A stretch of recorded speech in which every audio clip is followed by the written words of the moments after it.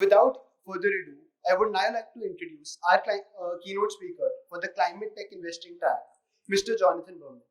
Mr. Berman is the CEO of Shell Foundation, a UK registered charity independent from the Shell Corporate. The foundation is focused on driving venture philanthropic activities, backing both impact fund managers by blended finance and early stage impact ventures across several climate related impact sectors. I would now like to hand over to Mr. Berman to share his experience and insights on climate tech investments in India. Thank you. And let me start by thanking the India Impact Investment Council for this opportunity to reflect on my own experiences and plans for the Shell Foundation. But more importantly, I value the opportunity to meet those in the room from whom I'm keen to learn more about the Indian context and opportunities.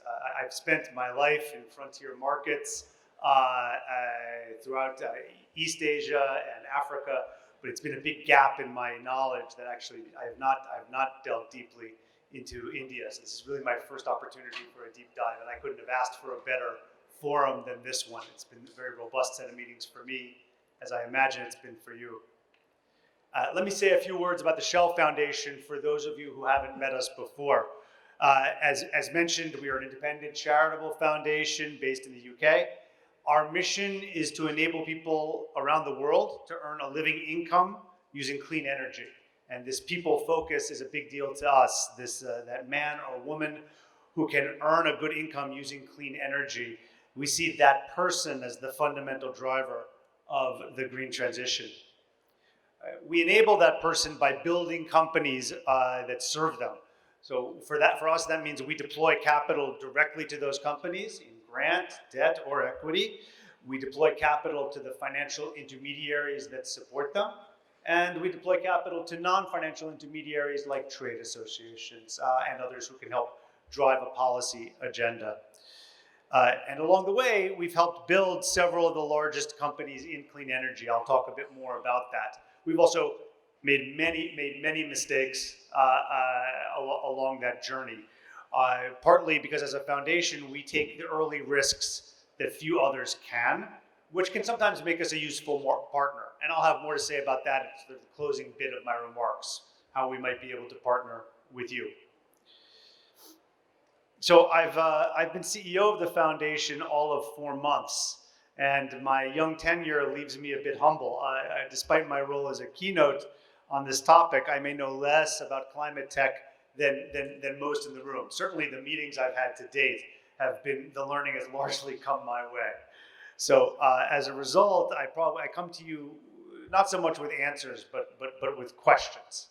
And I wanted to share 3 of those questions with you here today with the intention perhaps of prompting some input and discussion, both on the dais and perhaps thereafter. These questions are, what role might India play in delivering a global energy transition? Which sectors in that transition represent the best chances as we see them for financial and impact returns? And what role do we see for the Shell Foundation, and how can we partner with those of you in the room? So in terms of the role India might play in the global clean energy transition, it seems clear that India is providing a blueprint for the world, and not just India, nor even just the emerging markets where we're active, but really for the whole world, on using renewable energy to further a just and inclusive transition. And in the run-up to COP27, I really want to be explicit on this point. If the green transition is not inclusive of countries and people previously excluded, it will fail. It will be a failed transition. The only viable transition is a just one. This is a message that I think is common in this market.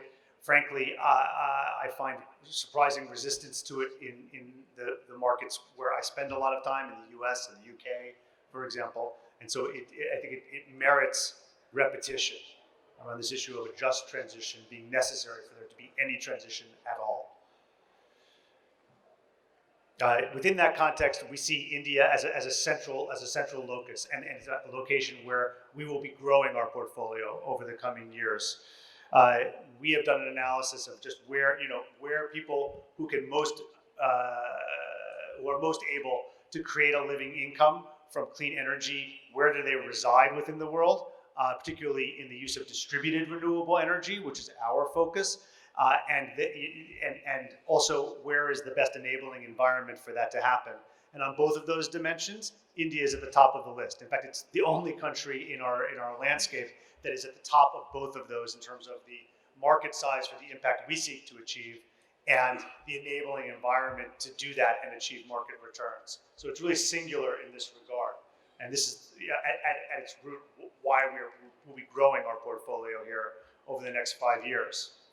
Now, one of the hallmarks of the Indian market is the expansion of the electric grid to nearly every corner of this country. That's a singular accomplishment done in far faster time than, for example, was done in my own country of the United States, and nearly unprecedented in scope.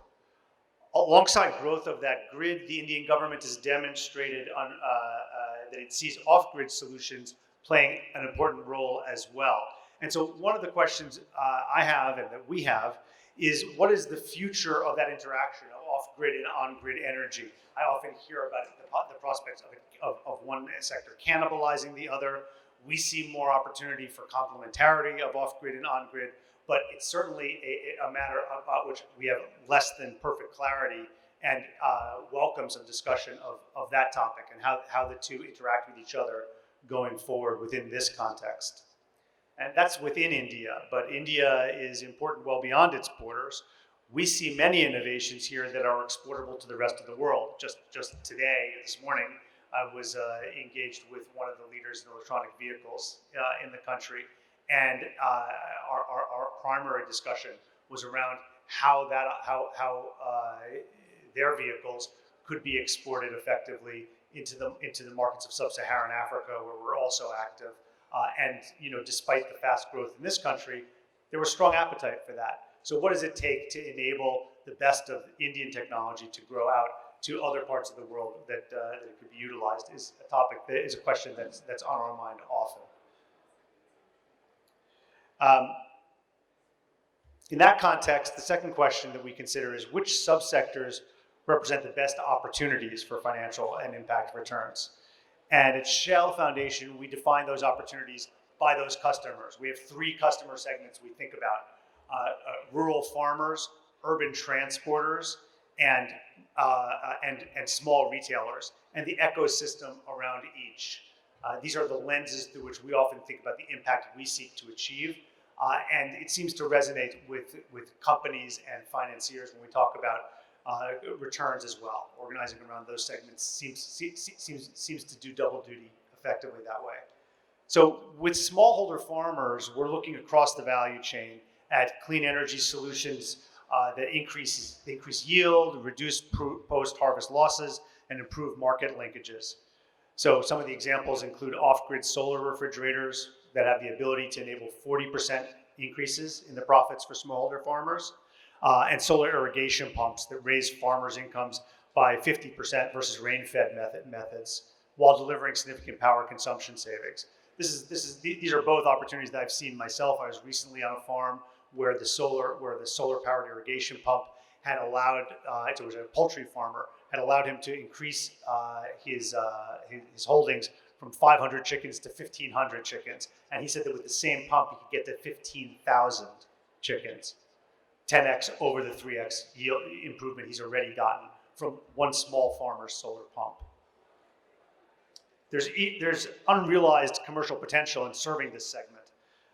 The challenge is not so much unit economics as scale. So two companies that we support here in that value chain are Sistema Bio, which many of you may know, a biodigester manufacturer, and S4S Technologies, which produces solar-powered dehydrators, like dehydrating produce like tomatoes.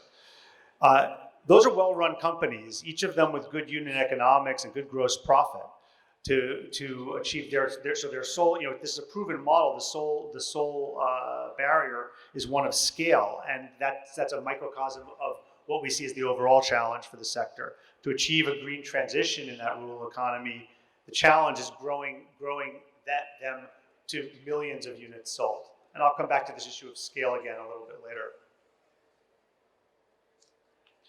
The Foundation's second focus segment that I mentioned is small retailers. Now in India, retail is 10% of the GDP, and the most recent estimate is that 96% of that 10% of GDP is in the informal sector.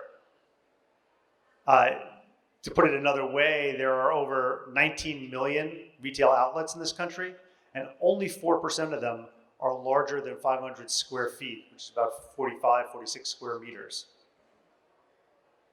96% are smaller than that. So we're talking about a sector that, despite consolidation, despite retail, the boom in e-commerce, this is a sector that is still overwhelmingly mom and pop shops. And while most of these small retailers are grid connected, for many the power is unreliable, and they're reliant on diesel backup gensets to keep their businesses running. This is both a dirty and highly inefficient means of keeping that business up. We support Orb Energy in this country and supported them from their earliest days. Orb manufactures rooftop solar systems and solar water heating systems for retailers and other small businesses in India and in Kenya. And to date, the company's sold over 160,000 such solar systems with a total capacity of about 75 megawatts. And they've raised money from international investors seeking commercial returns subsequent to our early investment. So I'm excited by the commercial opportunities in reaching those customer segments, but I do wonder about that speed and scale. So the best of the examples I've given are all measured in the low hundreds of thousands. The other companies I mentioned in the tens of thousands of units. And we estimate there are 2 billion people who could be enabled to earn a living income with clean energy. So we don't have the decades that previous generations had to scale to that measure in a measured pace. Across the clean tech ecosystem, there's a need to achieve the same scale that's been achieved in other sectors, but at far faster speed. We have at most 1 decade to do that. So the big question I have is actually not which solution is best, but how to transform the pace of adoption and scale. And I'd say that's most of what we will be doing over the coming 5 years, is looking at taking greater ownership of that scale journey. We, to date, for the last 20 years or so, our foundation is focused on identifying innovations at earliest stage and seeding them, right, when there was little other capital available to them. That's still an important undertaking, but we see the bigger task ahead as taking those on a journey of scale like I just described. That's our focus. Now, for urban transporters, the third segment that we focus on, the story is, I think, different in India. We focus on EVs, which have been shown to increase income by up to 150% for drivers. That's meaningful income uplift for us and for the people that we seek to work with. And last year, the number of electric 2- and 3-wheelers sold in India was about 800,000. In 2024, that number is projected to be 2.8 million by McKinsey, more than a 300% increase. Meanwhile, $6 billion was invested in this sector last year, and it's expected to grow to over $20 billion by 2030, according to Bloomberg. So, in my view, that's the right trajectory at the right scale. That's what we want to see in the other sectors in which we operate in. And so for us, the question there is, 1, how do we grow that into other sectors? 2, how do we help that sector grow, ensure that it's growing in the market that we work with? These are people who are typically living at between 60% and 80% of a living wage. How do we ensure that they remain in that sector? Importantly, for urban transporters, how do we ensure that women are included in that growth opportunity? This is a sector that overwhelmingly skews male. We at least have a strong diversity and inclusion mandate, and it manifests particularly in this sector. So those are the kinds of questions we ask about that sector, which we feel is in other ways, particularly in terms of its scaling, is a model for what we want to do elsewhere. So that brings me to my final question. You can ask all of these questions, but what role would the Shell Foundation play, and how can we best partner with you? So as I mentioned at the top of my remarks, the Shell Foundation is in the business of taking risks that others in the commercial and investor universe cannot alone, and this sometimes makes us a useful partner. Sometimes that means de-risking a specific investment. So we recently provided a $1 million loss guarantee to catalyze a $10 million investment in an off-grid energy device manufacturer. We actually provided that guarantee to a development finance institution, which many people think is there to do exactly that, to take the riskiest investments. As some of you who may have worked with development finance institutions know, that's not always the case. They're not always the most risk tolerant of institutions, but we are. And so we provide that guarantee to enable that investment. We also take early risk to prove a sector or solution is investable or bankable. We were amongst the earliest deployers of capital to the household energy sector, including to Sun King, which earlier this year raised $260 million investment led by General Atlantic. And so that, that's the kind of story we like to see, where we took the early risk and then it became commercial and a very mainstream, credible investor came in behind us. We can also help a company that's much larger prove out a new solution or a new geography or a new market segment as commercially viable. And that can take the form of a pilot grant, for example, to test those markets. Well, we recently co-funded a pilot with the African off-grid energy leader M-KOPA to test their pay-as-you-go model for electric motorbikes. Now, M-KOPA generally has its own, now is perfectly capable of raising its own capital for core funding. They just did that with an investment by Generation Investment Management. But they wanted to test out their model on electric vehicle charging in particular, which was thoroughly untested in Kenya. We provided the grant funding to enable them to do that because we saw that it would eventually lead to enabling living incomes for the drivers that we cared about. And we can do that with companies at all different scales. A significant growth area for us, and this is the last one I'll mention, is co-creation of investment vehicles that deliver commercial returns to commercial investors while we invest in and help organize the concessional tranche. The Energy Entrepreneurs Growth Fund, which we co-seeded with FMO, the Dutch Development Bank, now manages $120 million. That's one example where we were there early. And we're in early discussion now to support new emerging vehicles, especially ones that came out of COP26, of 1 billion or more US. If you're considering an emerging market green transition fund or other financial vehicle at that scale or even close to that scale, we want to hear from you. We're interested in that level of scale, and we have both our own capital and the networks in the concessional space to help fill the concessional tranche at that level. Finally, I will say we're building a few relationships with large asset managers coming into the space who are interested in sort of all of the above forms that we mentioned. The first of these is with TIAA Nuveen, which is a US-based asset manager with 1.3 trillion US under management. Now, they have a long tradition of impact and emerging market investing, but they were not so, they were new to the distributed renewable energy space. And in a partnership launched this spring, we worked together to help them deepen engagement in that space. We identify pipeline, we vet opportunities, and we grow companies post-transaction. Importantly, we do this for companies that are in our own portfolio and outside of our portfolio. We're quite agnostic about that. We're in service to the sector, not into returns against our portfolio. And this is somewhat differentiating from what, let's say, our colleagues in VC can do. So my question here is, what can we do with you that has the returns you seek, the impact we're looking for, and at the scale and urgency that these times demand? So I think I'll leave that partnership offer as the last question that I ask of you. I know that keynotes are often called upon to deliver a bold new vision. I don't quite have the chops for that yet. I trust I've not made poor use of this dais, though, to ask a few questions. Perhaps some you have as well. Perhaps some, if I may dare to hope, that are new. But hopefully, most of all, we answer these questions together. Thanks very much for your time. Enjoy the rest of the conference.